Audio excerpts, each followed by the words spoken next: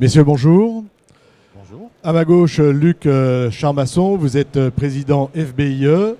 À côté de vous, monsieur Jean-Claude Sèvres, vous êtes président du FCBA. Alors, juste avant de commencer, rappelez-moi ce qu'est le FBIE. Donc, FBIE, c'est France Bois Industrie Entreprise, c'est-à-dire une organisation professionnelle, interprofessionnelle, qui regroupe tout le secteur aval de la filière bois, de la scierie jusqu'au marché, c'est-à-dire qui comprend aussi bien l'ameublement que tout le monde de la construction, avec même les entreprises de la construction, que ce soit la FFB ou la CAPEB, l'emballage, comment s'appelle, la tonnellerie, les panneaux de process. C'est très très large. Voilà, tout le monde. Tout le monde. FCBA, rapidement. Oui, alors tout jeune président, vous l'avez dit, puisque élu très fraîchement. Oui, le FCBA, c'est un institut technique qui regroupe en fait les études et de toute la filière bois depuis la forêt. En fait, le FCBA vient de la fusion de l'Infocel qui s'occupait des recherches en forêt, d'une part. Est-ce que vous pouvez rapprocher un tout petit peu votre micro ? Et également donc du Centre technique du bois, et ça a donné le FCBA qui est l'institut de l'ensemble de la filière bois. Alors, monsieur Charmasson, l'actualité aujourd'hui, c'est le plan de relance industrielle et c'est l'entrée de la filière bois au Conseil national de l'industrie. Est-ce que vous pouvez nous dresser un panorama et nous dire de quoi il s'agit ? Oui, donc il y a un an, un peu plus d'un an, le ministère du redressement productif et le ministère de l'Agriculture avaient lancé une large réflexion au sein de la filière en instituant les rencontres régionales, demandant à l'ensemble des régions de réfléchir sur les problématiques et les enjeux de la filière à partir des régions et au plan national. Donc c'est l'aboutissement de cette année de travail de l'ensemble de la filière qui a amené à la signature d'un plan national industriel qui a été signé par 3 ministres. Monsieur Montebourg, Monsieur Le Foll et Madame Duflot en tant que ministre du Logement. Malheureusement, l'écologie, Monsieur Martin, n'a pas signé ce document. Donc ce document, ce plan, c'est un plan, donc un plan qui est bien sûr qui part de la réflexion des professionnels qui avaient eux-mêmes réfléchi, c'est-à-dire que France Bois Forêt, les deux interprofessions, aussi bien amont et aval, avaient elles-mêmes déjà travaillé pendant 2 ans auparavant pour faire un projet industriel. Donc c'est la base de ce travail de l'ensemble de la filière qui a permis et qui a, engagé les ministres à aller plus loin et à provoquer des rencontres régionales et s'engager eux-mêmes dans un plan. D'accord ? C'est ça le principe. Alors, ce plan, il a 3 gros principes. C'est premièrement une loi agricole qui doit sortir, une loi forêt-bois qui doit sortir début janvier, vers sans doute deuxième quinzaine de janvier, voilà, qui va donc définir, une stratégie, une politique de l'État vis-à-vis de la filière. Donc c'est un engagement important, et dans lequel notamment nous espérons que la préférence bois aura sa place, voilà, mais enfin qu'il y a un volet amont-aval très important.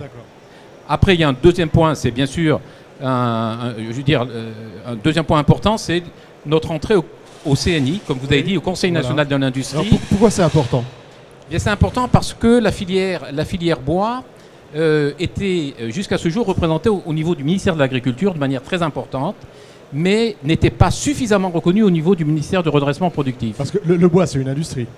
Bien oui, et quand notamment Jean-Claude Sèvres, qui m'a succédé au FCBA, qui est un centre technique industriel, eh bien l'agriculture était plus présente que l'industrie. Donc il y avait une anomalie. Une anomalie. Totalement. Et ça, on le vit, nous les industriels, on le vivait mal depuis une vingtaine d'années. Donc là-dessus, nous nous sommes battus pour avoir une reconnaissance de la filière industrielle en tant que filière d'avenir. En tant que filière d'avenir, en tant que filière d'industrie. D'accord. Voilà. Alors, il y a un troisième volet. Donc quand même, au niveau du CSF, c'est-à-dire au niveau du CNI, il va être constitué le 21 novembre, un conseil stratégique de filière, de filière bois, qui va donc être approuvé par le Conseil national de l'industrie. Et l'ensemble de la filière sera représenté au sein de ce conseil. Et ce qui est important, c'est que les réflexions et les objectifs et les actions qu'on va mener, c'est des actions qui seront partagées par les ministres. C'est-à-dire que ça sera la parole aussi des ministres. D'accord. Ce n'est pas qu'un engagement de la filière. C'est pas qu'un engagement de la filière. Il y a l'engagement de la filière, mais à partir du moment où ils sortent de ce conseil stratégique, c'est un engagement politique. Voilà la portée que ça peut avoir. Donc quelque chose d'important. Important. Et puis le troisième point, bien entendu, ce qui est fondamental, c'est que toute action, toute politique, elle doit être confortée par un budget. Et donc le troisième point, c'est le fonds stratégique, la création d'un fonds stratégique qui doit permettre d'accompagner ça, c'est le nerf de la guerre. C'est le nerf de la guerre, les actions politiques et les actions de la filière. Voilà. Est-ce qu'on a déjà une idée de ce que ça peut représenter, des moyens qui vont être mis sur la table? Alors, de l'enveloppe? Nous, on les trouve bien entendu trop faibles. Nous, on pense qu'il faut de l'ordre de 100 à 150 millions. Oui. Actuellement, on est plutôt de l'ordre de 20 à 40 millions. Donc, il y a... D'accord. Donc, de votre point de vue, il y a encore un effort à faire. Il y a un énorme effort à faire. Alors, je vais m'adresser à votre voisin. Le rôle du FCBA, quel va être le rôle du FCBA? Comment vous le voyez là, dans cet ensemble?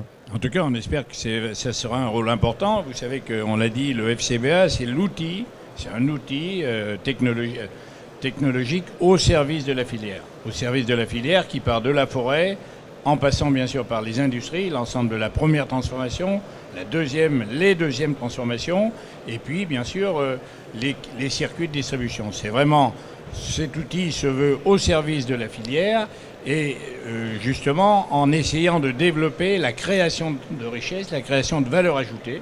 Et justement, on pense qu'on devrait prendre toute notre place, bien entendu, dans cette nouvelle organisation de la filière, puisque c'est en quelque sorte une innovation. Enfin, nous allons être reconnus comme des industriels. Comme des industriels. Et je crois que c'est là qu'est le point important. Aujourd'hui, dans la grande partie des industries qui sont au service de la filière et dans la filière, on investit en général plus d'€1 pour faire 1 euro de chiffre d'affaires, ce qui veut dire qu'on est non seulement des industries, mais que la plupart du temps, nous sommes des industries lourdes, des industries qui investissent beaucoup. Alors, est-ce que par exemple, ces industries que vous portez vont aller... Est-ce qu'on va développer par exemple la recherche et développement? Alors la recherche et développement est une des missions, bien entendu, du FCBA. Il y en a beaucoup d'autres, qui sont très importantes, les missions de certification, de normalisation. Hein, et donc je crois que l'ensemble de ces missions qui sont regroupées sous le sigle du FCBA doivent être toutes importantes et je pense que toutes serviront justement à la réalisation de ce grand projet puisque en quelque sorte c'est une espèce de baptême. Nous rentrons maintenant par la grande porte de l'industrie. D'accord, on rentre dans la grande porte de l'industrie. Monsieur Germasson, sur cette grande porte de l'industrie? Oui, bien sûr, je partage tout à fait ce que dit Jean-Claude Sève. Ce qui est donc important, c'est que on fasse, enfin au niveau du CCF et avec l'aide notamment du FCBA, c'est qu'on accompagne les entreprises et les industries de la filière à être plus compétitives et à innover et à apporter une nouvelle offre sur le marché et toujours plus importante, plus innovante, de manière à développer nos produits et développer nos marchés. Alors, si on reprend la filière bois, on n'était peut-être pas avant habitué à parler d'industrie à propos de cette filière. Qu'est-ce que ça veut dire? Ça veut dire que les entreprises vont se moderniser, ça veut dire qu'on va investir dans la préfabrication, ça veut dire qu'on va investir dans des modes constructifs, si on reprend très concrètement le secteur qui nous intéresse aujourd'hui de la filière bois. Alors certainement, les industries vont se moderniser, mais se sont déjà modernisées. Je pense que les choses se voient pas tous les jours. On n'a pas attendu, bien sûr, l'entrée dans l'industrie pour se moderniser. Les investissements ont été très, très importants dans les dernières années. On le verra rapidement. Mais il est certain que nous avons besoin également, non seulement de nous moderniser, mais d'accéder à de nouveaux marchés et surtout de développer de nouvelles techniques en termes de construction, mais pas simplement en termes de construction, parce que le bois... On dit souvent il y a toujours une solution bois pour quelle que soit l'activité. Et donc là, on a besoin de recherche et développement. Et là, je pense qu'à ce niveau-là, le FCBA jouera un grand rôle dans les années à venir.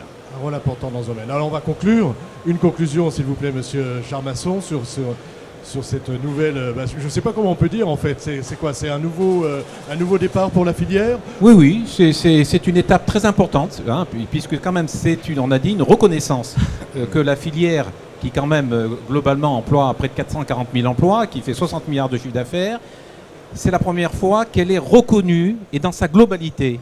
Et c'est donc la première fois qu'elle rentre elle va être la 14e, le 14e secteur du OCNI. C'est important. Oui, c'est important. Donc, et auprès des grandes filières industrielles que sont l'automobile, l'aéronautique, la chimie et autres. Voilà, donc pour nous, c'est quelque part une renaissance. Et donc, puisque c'est une naissance ou une renaissance, on n'en est qu'au début et le travail commence. Le travail commence. Une conclusion, monsieur. Le travail continue. Le travail continue. Je veux simplement dire que quand on exploite un arbre en forêt, dans n'importe quelle forêt, la valeur de cette matière première est de l'ordre, mettons, de 50 € par mètre cube. Quand le bois est passé par l'ensemble des filières, aussi bien de la partie amont que de la partie aval, les 50 € sont devenus 400 €.